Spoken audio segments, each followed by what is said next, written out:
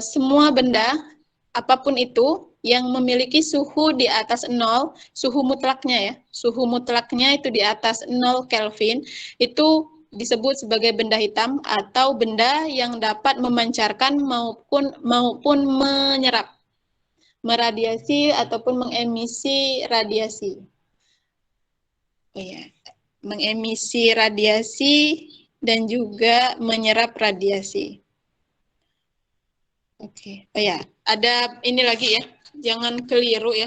Jadi ada radiasi proses mana ya ini saya. Ini misalnya kan ini kita udah bahas bumi misalnya. Ini kita sudah bahas bumi. Ada yang namanya radiasi bumi. Nah, radiasi bumi itu berarti energi ya, radian ya. Iya, radian ya. Kalau bahasa Inggrisnya itu radiance. Radian. Nah, ini itu besarnya radiasi ya, besarnya radiasi.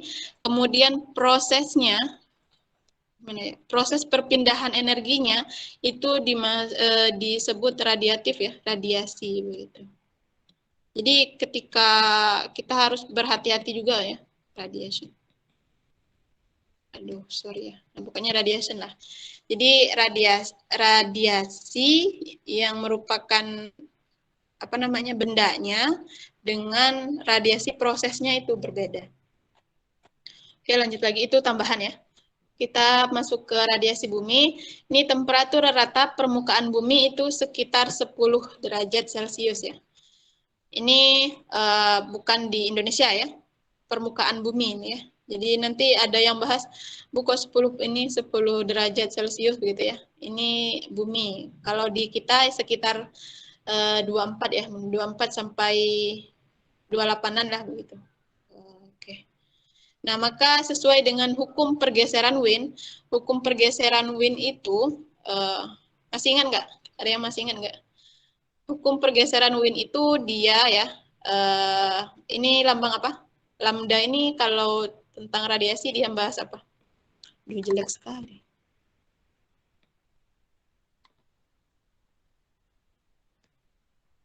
Oke, hukum pergeseran Wien itu mengatakan bahwa panjang gelombang maksimum itu berbanding terbalik dengan suhunya. Saya lupa ini berapa besarnya ya, tapi sini ada nggak ya? Oke, di sini ada. Pokoknya di sini itu ada angka ya, 0,268 atau berapa ya di sini. Jadi ini ada angka pokoknya ya di sini saya lupa. 0,268 kalau nggak salah. Pokoknya intinya begitulah ya. Jadi pergeseran Wien itu mengatakan bahwa panjang gelombang maksimum itu berbanding terbalik dengan suhunya. Jadi semakin rendah suhu, maka panjang gelombangnya ini semakin panjang ya. Iya kan ya? Semakin panjang. Jadi berdasarkan pergeseran Wien, radiasi oleh permukaan bumi itu berada di daerah panjang gelombang inframerah, yaitu antara 4 sampai 120 mikrometer dengan puncaknya di sekitar 10 mikrometer. Jadi radiasi oleh permukaan bumi itu merupakan radiasi gelombang panjang atau long wave radiation. Sampai di sini paham nggak? Nah, untuk flux radiasi bumi, flux itu besar ya, besarnya energi radiasi bumi itu dinyatakan dalam menggunakan persamaan ini, di mana fluxnya itu sama dengan berbanding lurus dengan suhunya. Jadi semakin tinggi suhu, maka semakin besar juga flux radiasinya, begitu ya. Dan juga ada dua variabel yang mempengaruhinya ya. Yang pertama itu emisivitas, kemudian yang kedua ini tidak mempengaruhi ini. Ini konstanta Stefan Boltzmann. Jadi flux radiasi bumi itu dipengaruhi oleh emisivitas bumi dan juga suhu bumi begitu ya. Jadi besar kecilnya fluks radiasi itu dipengaruhi oleh emisivitas dan juga suhu temperatur mutlak permukaan bumi. Nah, untuk emisivitas itu sendiri itu merupakan nisbah ya, atau perbandingan emisi suatu permukaan terhadap emisi permukaan benda hitam pada temperatur dan panjang gelombang yang sama ya. Nah, untuk besar emisivitas itu sudah ada di setiap permukaan ya. Ini sudah dihitung oleh ahlinya. Kita tidak perlu menghitung lagi, kita hanya menggunakan misalnya ini hutan ya. Hutan itu emisivitasnya sekitar 0,98. Begitu. Kalau albedonya tadi hutan itu sekitar 6 sampai 18%.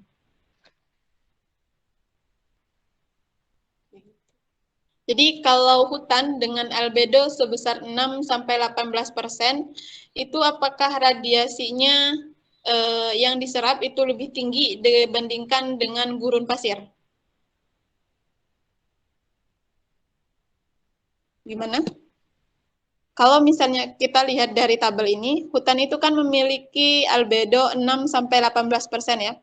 Jadi kenapa di sini pakai rentang kan karena tidak semua hutan itu memiliki tanaman yang berbeda, tanaman yang sama ya. Jadi bisa berbeda setiap albedonya. Tapi rentangnya rata-ratanya itu dari 6 sampai 18 derajat, 6 sampai 18%. Ini 16 sampai 18%. Kalau dibandingkan dengan gurun pasir ya, itu radiasi yang diserap itu lebih besar yang mana? Albedo hutan atau gurun pasir?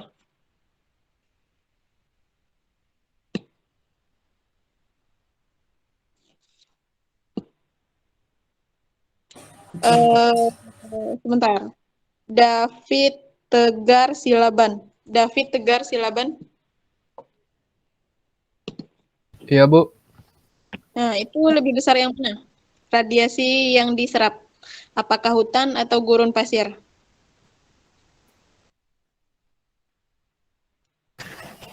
Gurun pasir ya, Bu? Gurun Yang pasir bukan?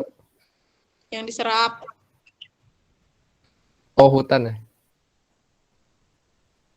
Albedo tadi apa?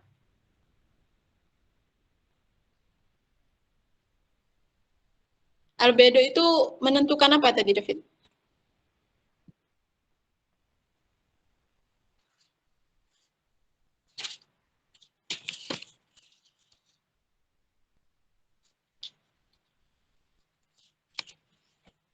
David?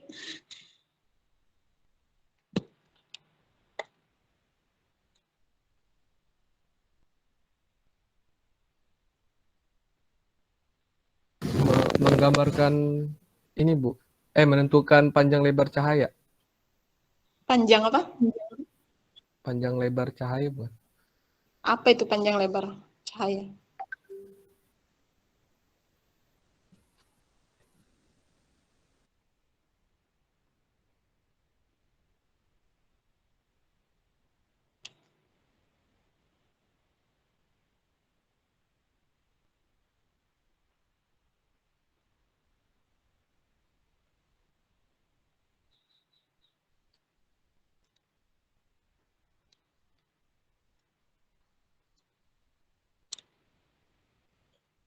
Gimana, David?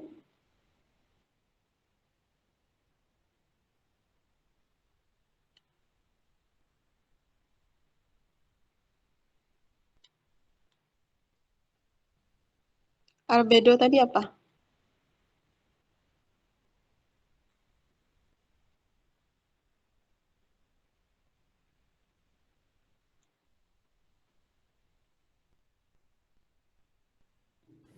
Frekuensi gelombang bukan, Bu?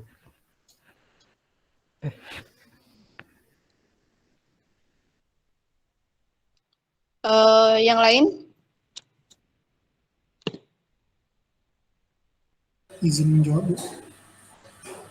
Yang lain dulu. Kan udah dari tadi. Oke. Giliran.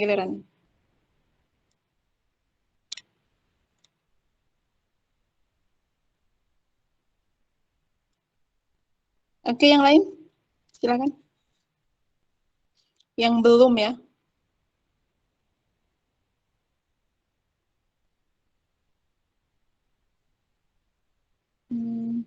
Diah Pusbanarum.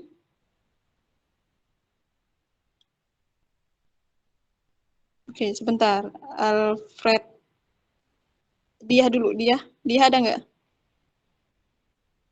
Ada, Bu. Oke. Ini hutan dan gurun pasir, mana yang lebih besar menyerap radiasi? Yang menyerap radiasinya lebih besar gurun pasir.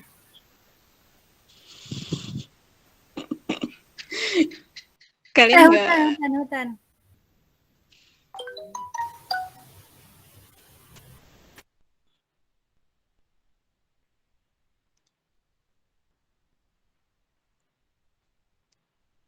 Oke, Alfred tadi mana?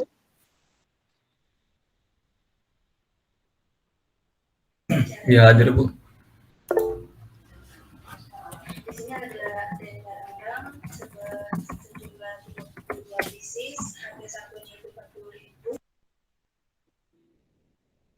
Silakan yang lain.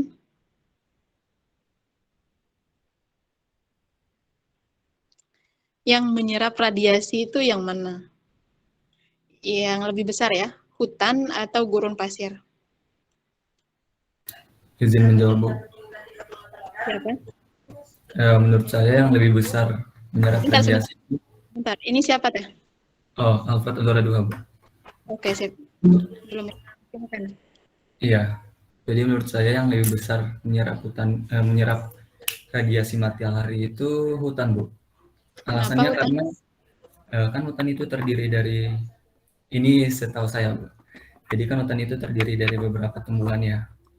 Nah, dari tumbuhan itu yang melakukan proses penyerapan itu Bu.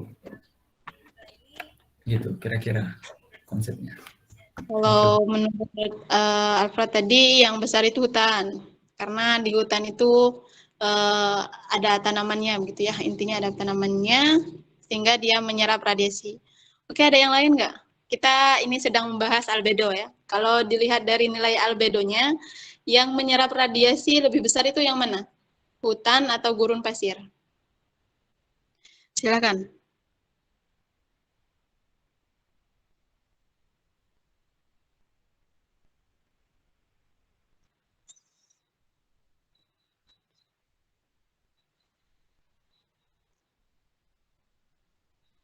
Silakan yang lain. Izin menjawab Bu. Oke, Irfan, silakan. Tambahan saja gitu dari penjelasan yang disampaikan oleh Aldo. Jadi yang paling banyak itu menurut saya diserap oleh hutan. Kenapa albedonya 6-18 itu karena yang dipantulkan dari penyerapan tersebut itu kalau hutan itu lebih kecil gitu. Karena itu tadi, karena lebih banyakkan diserap oleh makhluk-makhluk hidup selain dari tumbuhan itu sendiri gitu. Oke. Intinya sama ya, berdasarkan tadi Alfred tadi Edo ya manggilnya. Aldo. Oke. Terima kasih banyak. Ada yang lain nggak yang berbeda pendapat? Izin menjawab, Bu. Oke, siapa nih? Pati, Bu. Pati. Oke. Menurut saya begini, Bu. Nilai albedo itu kan, Bu, rasio antara radiasi yang dipantulkan ke atmosfer dan terserap permukaan bumi. Nah, tadi yang Ibu tanya itu yang paling banyak menyerap radiasi, Bu. Tadi sesuai penjelasan Ibu, berarti semakin besar nilai albedo, semakin besar radiasi yang dipantulkan. Maka akan semakin kecil pelepasan panas. Maka karena nilainya kecil albedo yang di hutan ini, Bu, berarti yang paling banyak menyerap radiasi berarti di hutan, Bu. Begitu kira-kira, Bu. Oke. Ya begitu ya. Untuk dia dan yang tadi saya lupa namanya. Jadi begitu, radiasi yang diserap itu kalau dilihat dari nilai albedonya ya paling banyak itu yang menyerap itu adalah hutan ya gitu. Karena kita lihat lagi dari persamaannya bahwa albedo itu adalah besar ya, besar radiasi yang dipantulkan, perbandingan rasio atau ya rasio radiasi yang dipantulkan dengan radiasi yang diserap. Nah, kalau misalnya yang di bawah, yang radiasi yang diserap ini besar, kan otomatis nilainya ini kecil kan ya, karena pembagi kan. Kalau misalnya ininya ininya kecil begitu, yang diserapnya kecil, maka albedonya kan akan besar. Sehingga berarti yang radiasi yang masuk itu lebih banyak dipantulkan, atau variabel yang di atas ini yang lebih besar dibandingkan dengan variabel yang di bawah. Begitu. Oke. Itu sudah ya. Oke, ini emisi. Jadi sudah ada nilainya. Kalau emisi hutan itu 0 sampai 96%.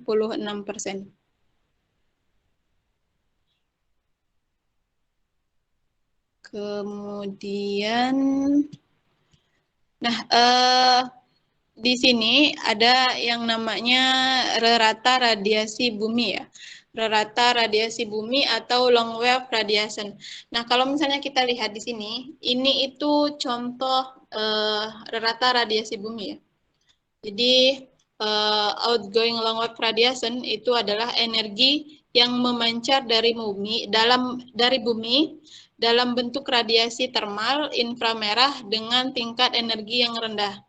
Nah, daerah yang memiliki nilai OLR yang rendah itu berarti daerah tersebut menyerap atau menerima bahang atau radiasi itu lebih banyak dibandingkan dengan daerah yang memiliki nilai OLR yang tinggi. Jadi, kalau misalnya kita lihat di sini, nih, Indonesia ya, Indonesia, kemudian Afrika ini ya, Afrika, dan juga ini apa ya? Ini Amerika ya. Iya benar ya, ini Amerika ya. Pokoknya di sekitar sini, di sekitar ekuator gitu ya. Jadi daerah itu atau lintangnya latitude ya, lintangnya itu 0, sekitar 0, itu akan memiliki nilai OLR yang rendah ya. Nilai OLR yang rendah, di mana artinya di daerah ini itu dia menerima ya atau menyerap radiasi itu lebih banyak dibandingkan dengan daerah-daerah yang memiliki nilai OLR yang tinggi begitu. Nah, hubungannya apa dengan curah hujan? OLR dengan curah hujan itu hubungannya itu berkorelasi negatif. Artinya mereka saling berlawanan begitu ya, bukan saling berlawanan, iya.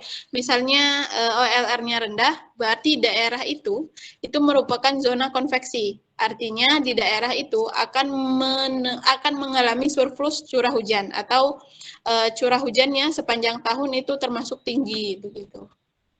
Tuh ya. Nah, nilai radiasi panjang, nilai radiasi gelombang panjang, baik yang masuk maupun yang keluar. Ini saya ingatkan lagi, gelombang panjang. Kalau misalnya saya bicara tentang radiasi gelombang panjang, itu berarti ini radiasi bumi ya. Oke, yang masuk incoming, kalau incoming long wave radiation maupun yang keluar dapat dihitung dari temperatur udara dengan menggunakan pendekatan benda hitam ya, radiasi benda hitam. Di mana tadi kita sudah katakan itu ini berdasarkan hukum Stefan Boltzmann ya. Stefan Boltzmann itu di mana emisi atau energi ya. Energi itu sama dengan atau berbanding lurus dengan suhu mutlaknya. Nah, karena di sini kita menerapkan hukum Stefan Boltzmann, awalnya itu seperti ini hukum Stefan Boltzmann itu. Energinya itu sama dengan konstanta Boltzmann dikali T pangkat 4. T pangkat 4 ini adalah suhu mutlak. Nah, karena kita berbicara tentang bumi ya, radiasi gelombang pendek. Oh, sorry ya. Ini nggak lurus. Radiasi gelombang panjang, radiasi gelombang panjang berarti kita bicara tentang bumi, maka yang akan kita bahas itu suhunya itu adalah suhu udara. Jadi long wave long wave yang masuk ya, yang masuk ke bumi itu adalah konstanta Stefan Boltzmann dikali dengan suhu udara, ya, suhu mutlak udara. Sedangkan yang masuk long wave yang masuk itu adalah setara dengan suhu permukaan. Apa bedanya suhu udara dengan suhu permukaan? Ada yang tahu?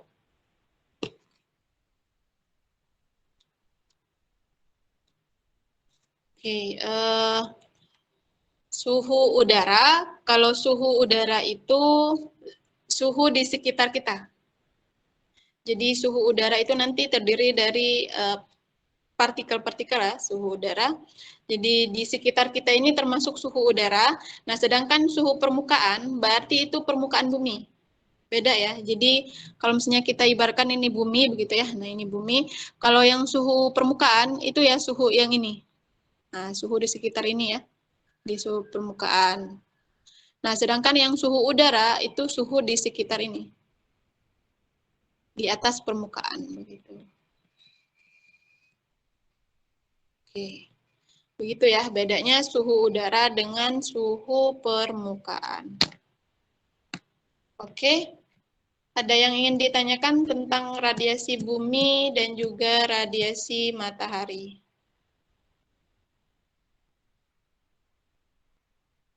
Belum ada? Nah, kalau belum ada, kita lanjut ke konsep keseimbangan radiasi di bumi. Nah, kalau misalnya kita berbicara tentang keseimbangan radiasi di bumi, berarti kita itu akan berbicara tentang radiasi yang masuk, insolasi tadi ya, insolation atau incoming solar radiation tadi, itu harus yang keluar di bumi itu harus sama dengan 100 begitu ya, yang masuk harus sama dengan yang keluar gitu. Nah, kita lihat di sini radiasi yang masuk. Nah, ini neraca radiasi sistem bumi atmosfer itu sebelah kiri. Neraca radiasi gelombang pendek. Jadi yang ini ya, yang sebelah kiri, yang di sini ya, yang di sini itu apa namanya? Radiasi gelombang pendek ya, atau short wave radiation, ini itu radiasi matahari ya, radiasi matahari. Dan sebelah kanan ini ya, sebelah kanan ini itu adalah neraca radiasi gelombang panjang atau radiasi bumi begitu ya. Jadi kita belah jadi dua begini biar nggak bingung. Yang ini misal A, ini adalah radiasi matahari, dan B itu adalah radiasi bumi. Nah, kalau misalnya kita berbicara tentang radiasi di bumi, kita harus membahas keduanya, begitu. Nah, konsep kesetimbangannya kita bisa lihat di sini. Pertama, kita anggap saja radiasi yang masuk, insolasi itu berupa satu satuan ya. Jadi sebenarnya dia 100 begitu ya. Anggap saja dia 100. Jadi dari 100 ini itu hanya 51 ya. Hanya 51 yang diserap oleh bumi. Maksudnya itu yang sampai oleh bumi, yang sampai ke bumi. Jadi dari 100, jadi dari 100 ini itu yang disampai ke permukaan bumi itu hanya sekitar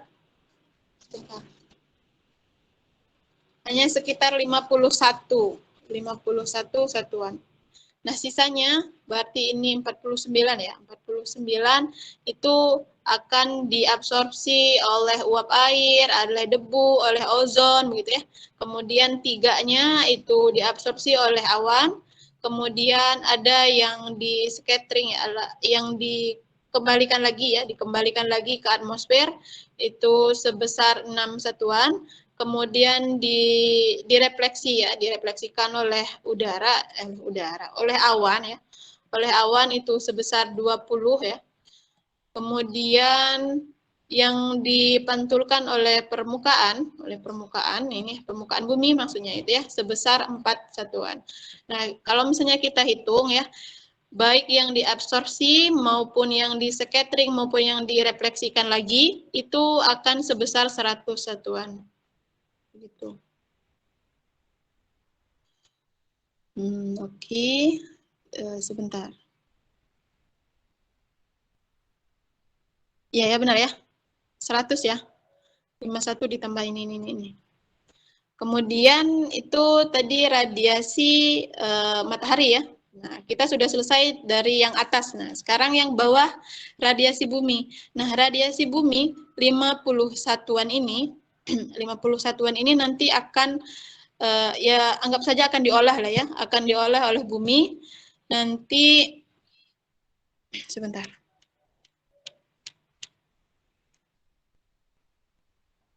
Sebentar ya.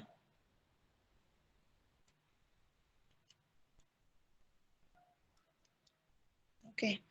Jadi 21 ya, 21 dari 51 ini hampir setengahnya itu nanti akan diradiasikan lagi ya.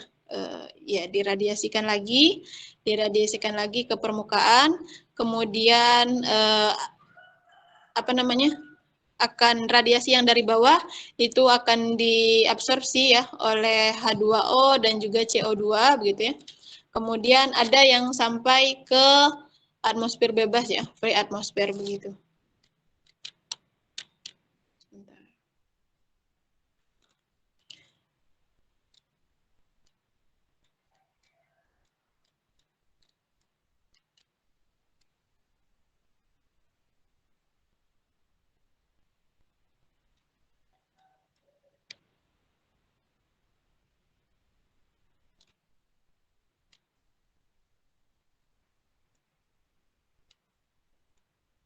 Sebentar ya. Saya ngitung dulu. 3 ditambah 16.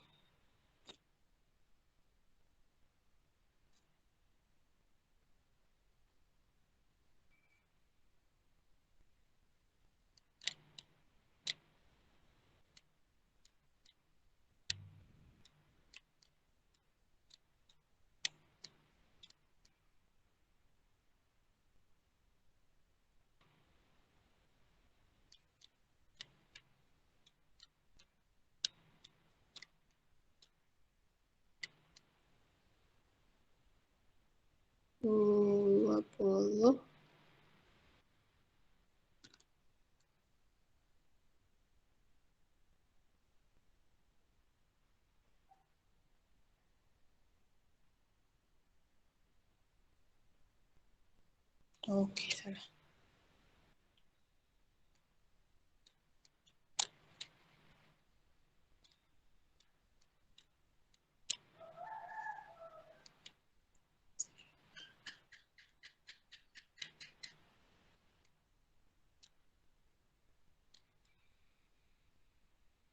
Oke.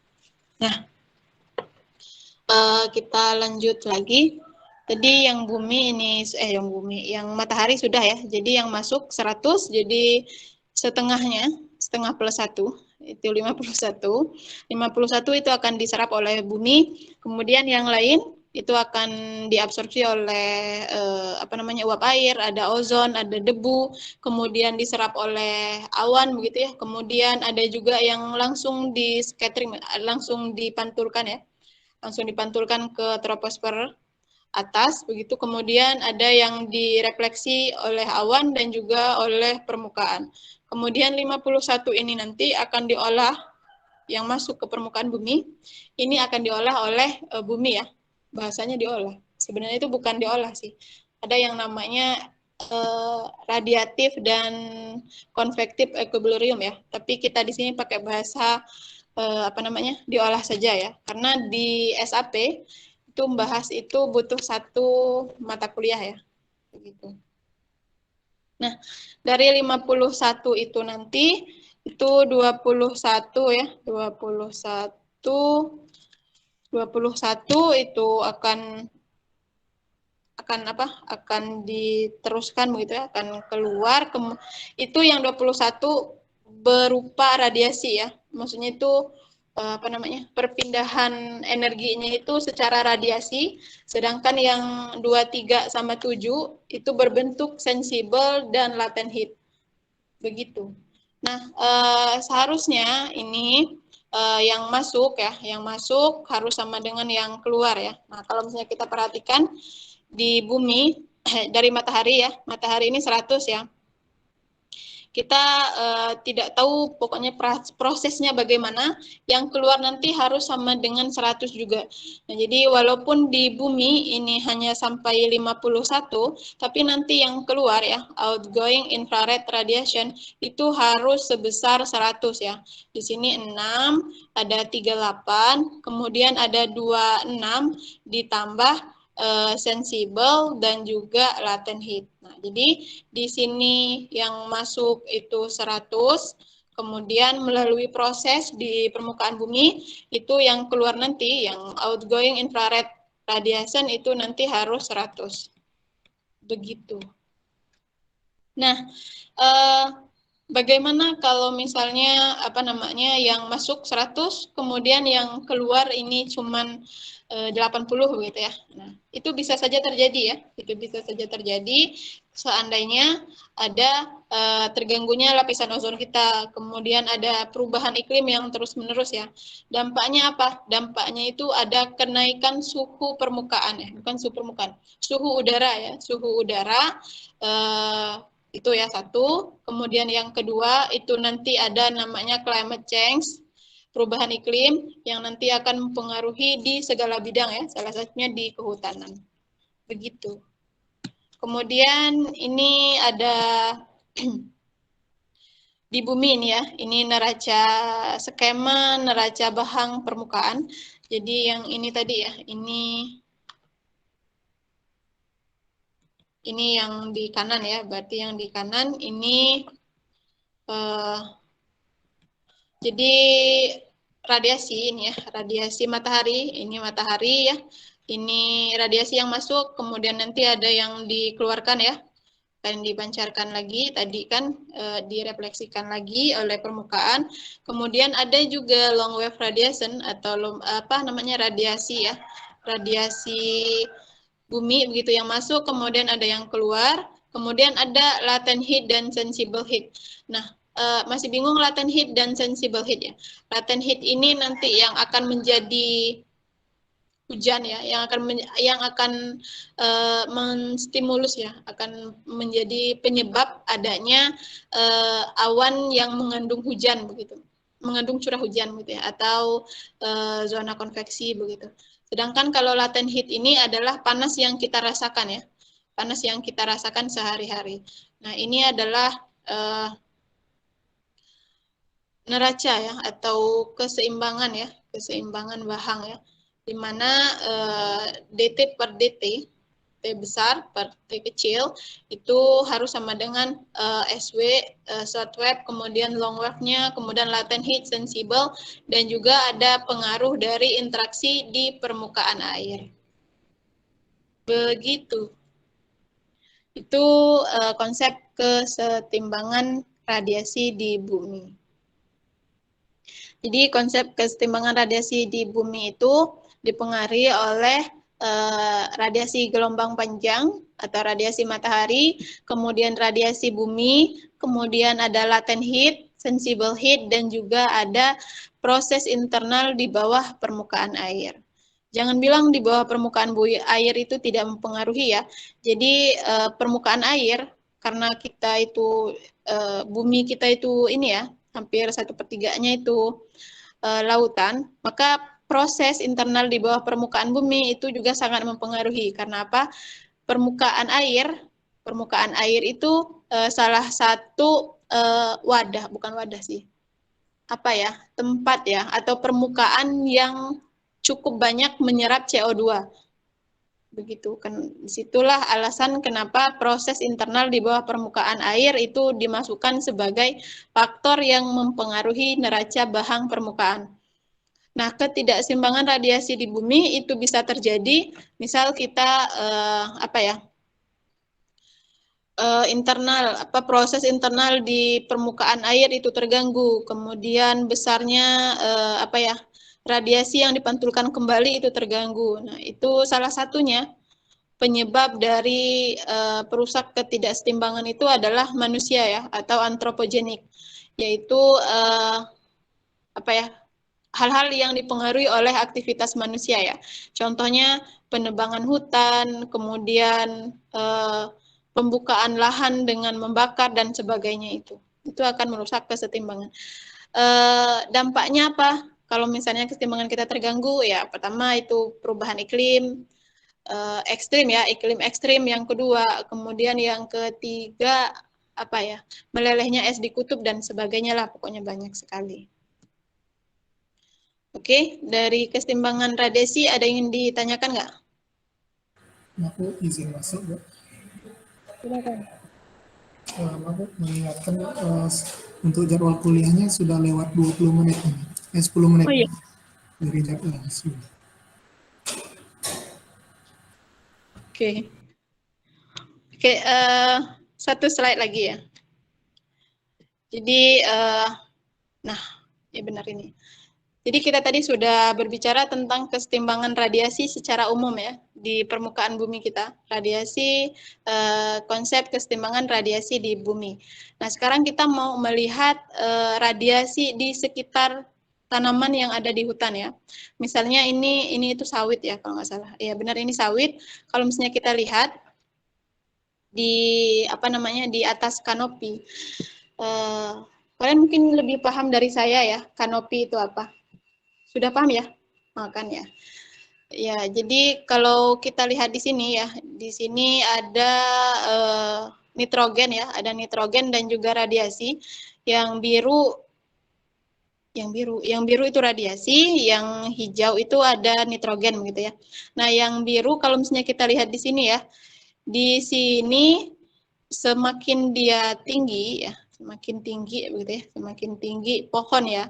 Semakin tinggi pohon itu radiasi itu akan semakin meningkat ya, kita lihat. Kemudian sedangkan untuk nitrogen ini sebenarnya semakin tinggi nitrogennya ini akan semakin apa? Kalau misalnya kita lihat di sini.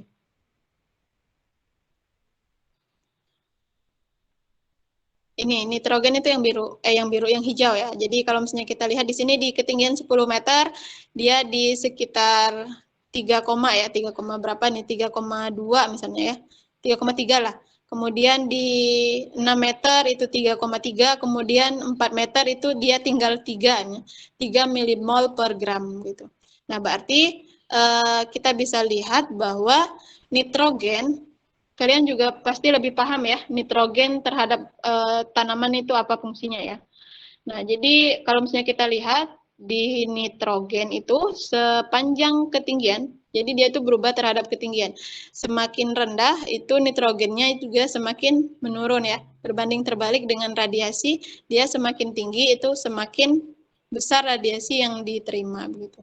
Nah, ini kita lihat kalau nitrogen tadi ya, kalau misalnya kita bagi di sini ada top itu artinya kanopi paling maksudnya puncak ya, puncak tanaman, kemudian middle itu di sekitar sini, kemudian undernya di bawah apa namanya?